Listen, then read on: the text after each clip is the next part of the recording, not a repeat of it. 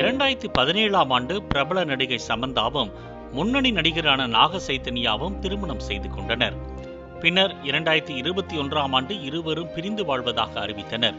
மேலும் அண்மையில் நாக சைத்தன்யாவிற்கு நடிகை சோபிதா துலிபாலாவுடன் நிச்சயதார்த்தம் நடைபெற்றது.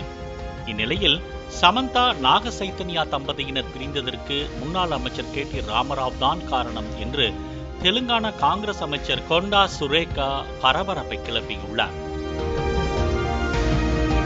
மேலும் ராமராவ் பிளாக்மெயில் செய்ததாகவும் டோலிவுட் நடிகர்களின் போன்களை ஒட்டு கேட்பதாகவும் சுரேகா குற்றம் சாட்டியுள்ளார்.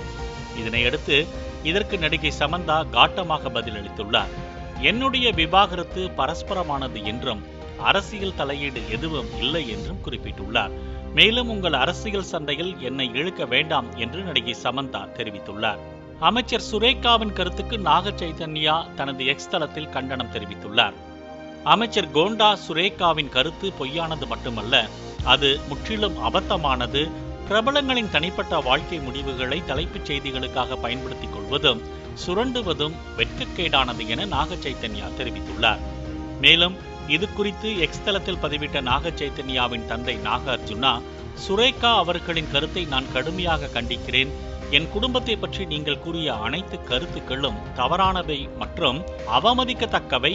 அதனால் உங்களது கருத்தை உடனே திரும்ப பெற வேண்டும் என்று பதிவிட்டுள்ளார். மேலும் நடிகர் அல்லு அர்ஜுன், நடிகர் நானி என சினிமா பிரபலங்கள் பலரும் சுரேகாவின் கருத்துக்கு கண்டனம் தெரிவித்தனர். சுரேகாவின் கருத்துக்கு பல்வேறு எதிர்ப்புகள் எழுந்த நிலையில் கருத்தை திரும்ப பெறுவதாக அறிவித்துள்ளார். அரசியல் ரீதியாக என்னை சிறுமைப்படுத்தி KT ராமராவ் பேசியதால் பதிலடி கொடுத்து பேசும்போது என்னை அறியாமல் அப்படி பேசிவிட்டேன் என்று சுரேகா வருத்தம் தெரிவித்துள்ளார்.